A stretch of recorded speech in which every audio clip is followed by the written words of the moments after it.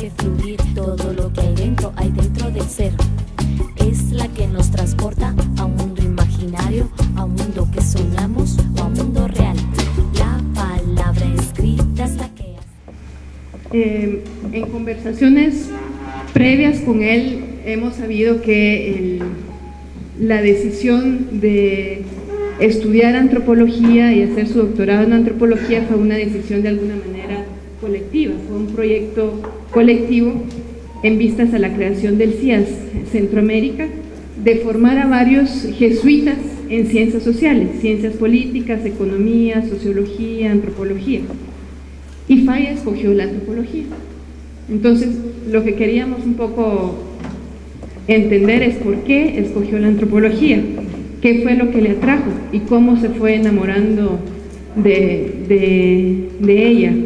No creo que haya sido solamente por lo útil que podía ser para el análisis de la realidad centroamericana, sino que tuvo que haber un interés que despertara esa decisión, un interés particular. Tal vez en Innsbruck, de su experiencia en Innsbruck, nos podía hablar un poquito del Popol Vuh, ¿verdad?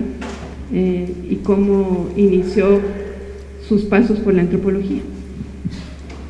Bueno, muy buenos días. La pregunta, ¿cómo entré yo a la antropología? Brevemente, yo soy un jesuita con un pie en lo antiguo y con otro pie en lo nuevo de la iglesia. ¿Y dónde está la división de los dos pies, la división que corta el cuerpo? La división está alrededor del Vaticano II, que se está celebrando actualmente los 50 años. Entonces, más o menos, en ese tiempo estaba yo estudiando en Innsbruck, Austria. Ustedes saben, los jesuitas hemos tenido una formación muy larga. Yo entré de 19 años a la Compañía de Jesús, 2 años hice de noviciado en Santa Tecla, El Salvador, 5 años en Ecuador, Humanidades Clásicas y Filosofía Escolástica, toda del mundo antiguo, digamos, ¿no? Y 3 años de magisterio, enseñanza en el seminario de San José de la Montaña en El Salvador. Ya van 2 y 5, 7 y 3 10, ¿verdad? Yo entré de 19 años, ya van 29 años de vida, ¿no? Después 4 años de teología en Innsbruck, donde fue el parteaguas para mí, ¿verdad? Y 1 año más de lo que llamábamos entonces tercera aprobación, todavía se llama así, que es estudio de espiritualidad. ¿Llevan cuántos años? 24 creo, 30 y no sé cuántos, ¿no? Y entonces comencé a estudiar antropología, ¿verdad? Entonces comencé a estudiar antropología, de tal manera que comencé a hacer investigación en 1966, 67, teniendo 35 años, ¿verdad? Es decir, cuando yo era joven, esto no me interesaba nada, no me interesaba nada, ¿no? Sí, fue una cosa que fue naciendo tal vez con el ingreso a la vida de la juventud adulto, ¿verdad? Entonces, ¿cómo comencé la antropología? Nosotros tuvimos un superior provincial que se llama el padre Achaerandio, Luis Achaerandio, a quien tal vez algunos conocen y vive todavía, está en el Liceo Javier, y él tuvo la visión de formar a los jesuitas en carreras profesionales fuertes, pero después de terminada toda la etapa propiamente común, digamos, a los jesuitas. Entonces fue el momento en que nosotros comenzamos a elegir. Unos se tiraron por las ciencias políticas, como como César Jerez, que ya murió, otros se tiraron pues por la sociología, como Hernández Pico, Gorostiaga se tiró por la economía y bueno, así fuimos. Hay otros que se tiraron por la... Había varios, ¿no? Unos dejaron luego la Compañía de Jesús. Entonces, sin embargo, no fue una decisión de grupo, decir, tú, antropología, tú, nosotros, no, sino que fue respetando el interés de cada uno. Y yo cuando fui a Innsbruck a estudiar teología, de casi 30 años, ¿verdad?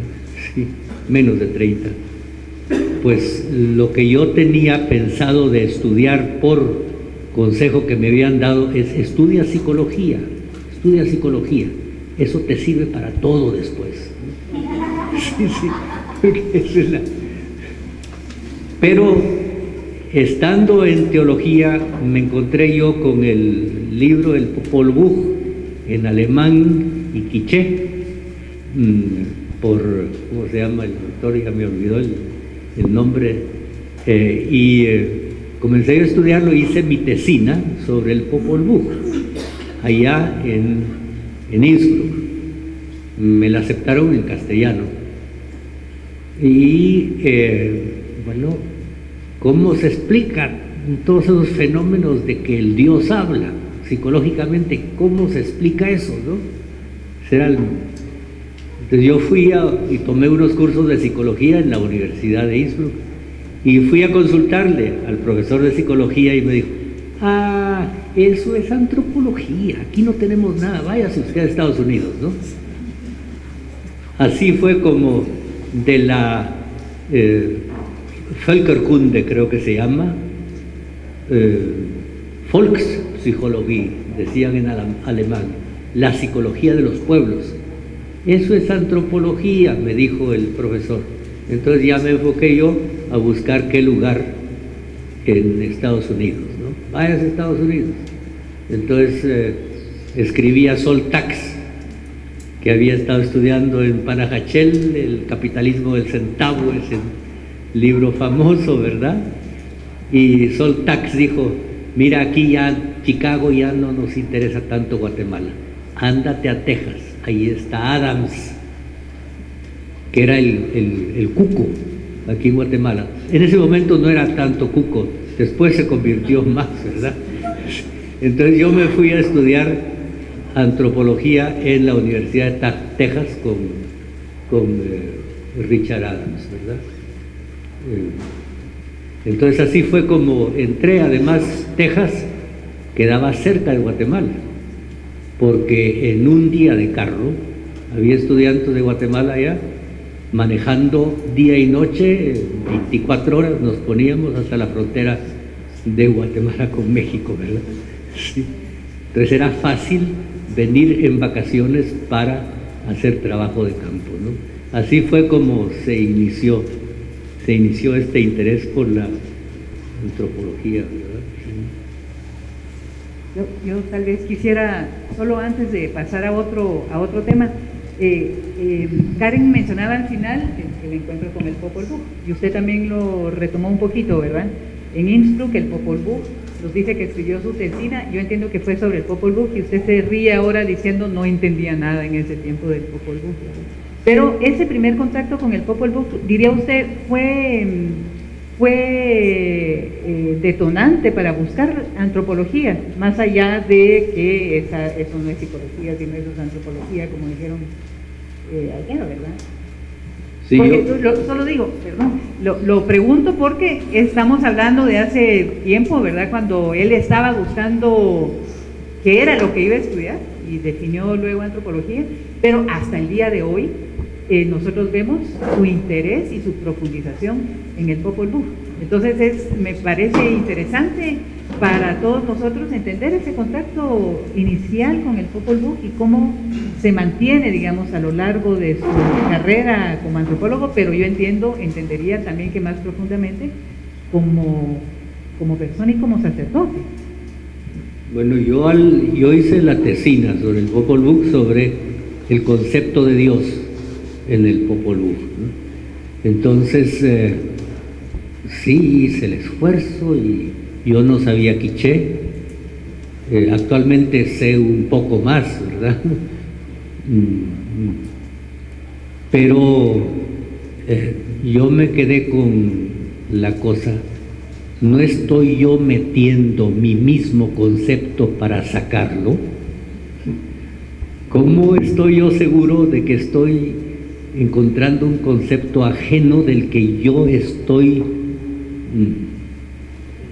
Sí, es una pregunta de siempre, ¿verdad?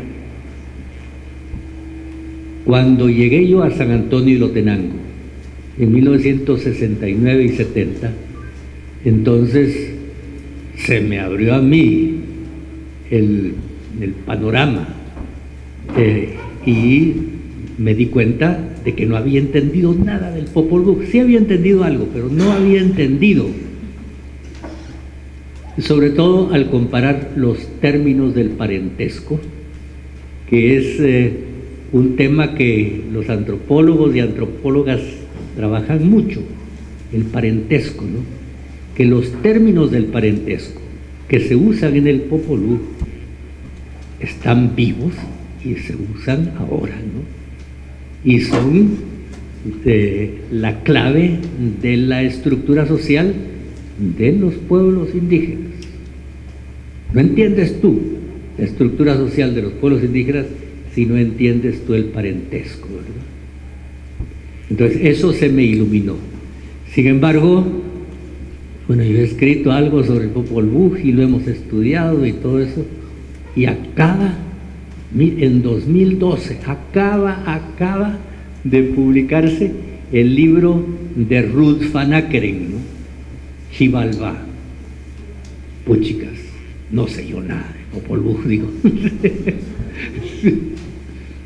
Porque ciertamente es un hombre que ha roto las fronteras que teníamos en el entendimiento, sobre todo histórico, del Popol Vuh. Entonces siempre hay eso de que sé, pero no sé mucho. y de repente aparece uno que te hace tambalear el piso, ¿verdad? Y entonces vas tú a revisar lo que has aprendido y dices que poco sé. Y llega un momento en que te entra un complejo de inferioridad. No sé nada, ¿no? Pero después comienzas a recuperarlo y decir, sí, Ruth Van Akkeren tiene la perspectiva histórica, pero yo tengo la perspectiva presente.